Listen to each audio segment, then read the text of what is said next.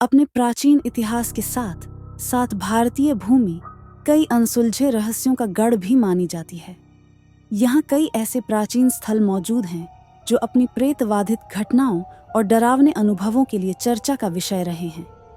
इनमें प्राचीन खंडहर नुमा किलों से लेकर अंग्रेजों द्वारा बनाए गए भवन भी शामिल हैं। आइए most haunted places of India में शामिल ऐसे ही एक पैरानॉर्मल साइट के बारे में जानते हैं जो भारत की पुरानी राजधानी कोलकाता में स्थित है। Kolkata national library. जी हाँ, कोलकाता की नेशनल लाइब्रेरी को हॉन्टेड प्लेसेस ऑफ इंडिया की सूची में शामिल किया गया है। ये नेशनल लाइब्रेरी अपनी दुर्लभ किताबों और डरावने अनुभवों के लिए जानी जाती है। कोलकाता नेशनल लाइब्रेरी शहर के बेलवेडर रोड के पास मौजूद है।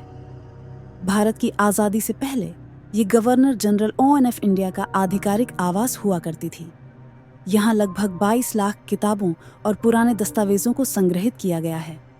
सन 1797 में बंगाल के नवाब सिराजुद्दौला को धोखे से हराकर मीर जाफर बंगाल का नवाब बना, लेकिन सत्ता अंग्रेजों के हाथ में ही थी।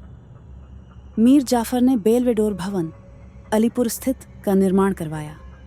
इसके बाद इस भवन को लेफ्टिनेंट गवर्नर ONF बंगाल का आधिकारिक आवास बनाया गया। फिर 1826 में यहाँ से कलकत्ता पब्लिक लाइब्रेरी को शुरू किया गया।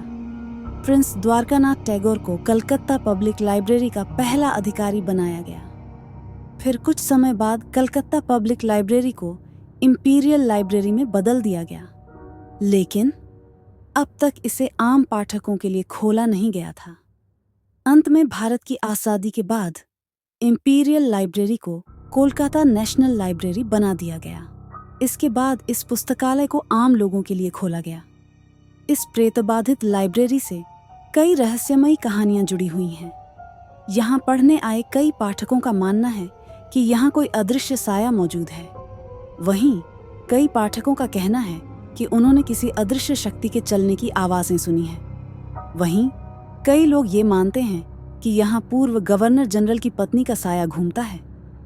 हालांकि इन बातों में कितनी सच्चाई है, ये कहा नहीं जा सकता है।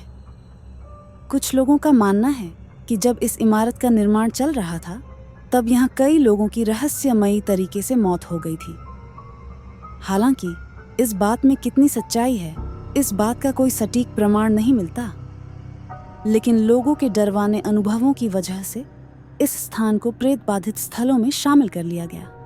2010 में इस ऐतिहासिक भवन की मरम्मत का काम करवाया गया।